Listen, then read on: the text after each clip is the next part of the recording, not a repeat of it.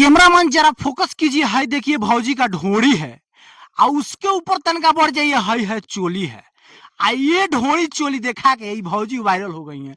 आ ढोड़ी चोली आप काहे इतना दिखा रही हैं? काहे ना दिखाए हमार शरीर हम कुछ करे। आपका शरीर है तो कुछ कर कुछ लीजिएगा। करे हमार चोली हमार ढोड़ी हम जहाँ मन करे तहाँ उघाड़े तोपे। आपसे कौन मतलब है? मतलब है ना, मतलब है तबे तो आए हैं। कदी कैसन मतलब? नमस्कार रउआ ताजा न्यूज बिहार देख रहल बानी और अभी हमनी के जे बात से मोतिहारी वाला भौजी के लगे बानी जा। आ मोतिहारी वाला भौजी ढोड़ी या चोली देखा के एकदम रातों रात यूपी बिहार झारखंड में तालका मचा के रखले बड़ी। तो आई यहाँ से मिलवा तनी। सबसे पहले राउर नाम का बाई बताई। शोभा शर्मा। शोभा शर्मा जी, रउआ तो एकदम वायरल चलतनी। हाँ का कहे? अच्छा लगता। अच्छा लागत बा? तो मने कैसे अच्छा लागत? मने जोन की बा राउर जोन ढोड़ी चोली बाटे ई वायरल भइल बा, रउआ थोड़े वायरल भइल बा। अरे तो ढोड़ी चोली देखी तो पहले तो अच्छा देनी तो ना केहू वायरल कैलक है ना। हाँ। आज एगो ढोड़ी वाला डाल देनी तो बहुत लोग वायरल कर देलक। अच्छा देखी कहीं ना कहीं ऑडियंस के गलती बाटे। काहे कि यहाँ के कहना बा कि पहले हम अच्छा से देनी तो केहू लेवेला तैयार ना भेल, वीडियो देखेला तैयार ना भइल। लेकिन जब वो अश्लील करे लगनी, गंदा गंदा वीडियो डाले लगनी, मैंने समझ सकता नहीं रहुआ चोली ढोड़ी हेते ते टंगड़ी लोग देखेला बेचैन रहता आ उ वीडियो को लोग शेयर पर शेयर मारता। बाकी अब का करें, अभी के डेट में जे सोशल मीडिया पर बा उ चाहता कि केहू हमर वीडियो जे बा से वायरल होखो। तो वो लाके चाहे जोन भी काम करे के पड़े बाकी वायरल होके के बा का। देखिए हम जब अच्छा कहनी तब तो क्यों ना देखल कैसे ना वायरल हम बनी। आज गलत कहनी तभी ना वायरल बनी। तो अब अच्छे ना देहम, अच्छा तो देहम, अब खराब तो देहम ना। अब आज हाँ अच्छा ना देहम, अब खराबे न देहम। जबकि हमार खराब चलत अटे तो खराब से सपोर्ट रोल करता नहीं आ चाहे पब्लिक करत अटे तो हम खराबे देहम। जब अच्छा देनी तो केहू ना देखलक तो रोल बताई हम करी तो का करी। ना ना सही बात बा। कहीं ना कहीं अभी हमनियों के हुए हाज बाटे। हमनी के जब से रिपोर्टर कहलाइले, प्रेस वाला, मीडिया वाला, लेकिन अब हमनी के उ हालत आ गइल बा कि ढोड़ी चोली अब दिखावे के पड़ताटे।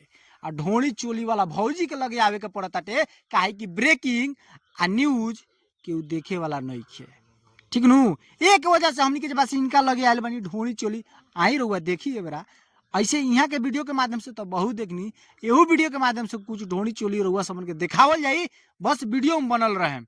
तो ये बताई कि राउर घर कहाँ बाटे? ओलाहा लोहर पटे जैसे मतलब हरसिद्धि प्रखंड पड़ेला। अच्छा मोतिहारी जिला। हाँ तो वही से मोतिहारी वाला भौजी कहलाता नहीं। हाँ मोतिहारी वाला भौजी कहता नहीं और वही से वायरल बनी। अच्छा तो देखिए अब हमार में कोनो गलती ना रहे। देखिए जैसे आजकल अब हमरो समझ में आ गइल बाटे कि आजकल जौन बाटे कि अठजाम होताटे, पूजा पाठ होताटे, वहाँ 5 गो लोग नहीं के भेटात, नहीं के भेटात, चाहे बूढ़ हो के चाहे जवान हो के चाहे लड़का हो के नहीं के भेटात। आ जहाँ जे थोड़ा देर हट के देखी कि वहाँ ऑर्केस्ट्रा होताटे तो मतलब वहाँ मार ले हो जाताटे। ओकरा के खाली देखे लगता हाँ कि एकात एगो लड़की आइल बिया तो छोट कपड़ा पहनले बिया तो सामान दिखावत है तो हाई करती है करती है। तो ये बताइए में तो छौड़ी के गलती नहीं खेनू, अच्छा वो पुजेड़ी के गलती नहीं खेनू। तो गलती तो भाई पब्लिक के बाटे। तो में हमनी के का कर सकता नहीं, जौन लोग मांगी उहे दिखावल जाई। हाँ तो माने अगर ऑडियंस कहीं रहुआ वीडियो में कमेंट कर देलक कि ना हमारा के चोली दिखाई तो चोली देखेला ओमे, चोली देखेला, हाँ चोली दिखेला आ ढोड़ी दिखाई, दोनों दिखेला। दोनों दिखेला। हाँ दोनों दिखेला, एमे कोनो शर्म के बात नहीं है, लाज के बात नहीं है। और लाज के आजकल कहीं मतलब जमाना या कहीं गाछ नहीं है। अच्छा कि रो कहेम कि लाज नहीं है तो लाज के कहीं गाछ होके तो हमरा के केहू बता दे। हाँ और रह लोग समाज समाज चिल्लाते तो समाज भाई वो दिन में कहाँ रहे जब हम भूख के मरत रहनी। वो दिन में समाज हमार कहाँ रहे। आज एगो वीडियो डाल देनी तो समाज हमार ढोड़ी चोली मतलब दोनों पर कमेंट आवे लागल, दोनों पर गाड़ी आवे लागल, दोनों पर मतलब ताना आवे लागल। तो दिन कहाँ रहे। चाहे आज हम इतना मतलब मुसीबत से जूझे तानी, आज भी लोग समाज कहाँ बाटे, कहाँ बा बताई। केहू के माथा ना हमरा माथा पर समाज लिखल बा ना रउआ माथा पर समाज लिखल बाटे।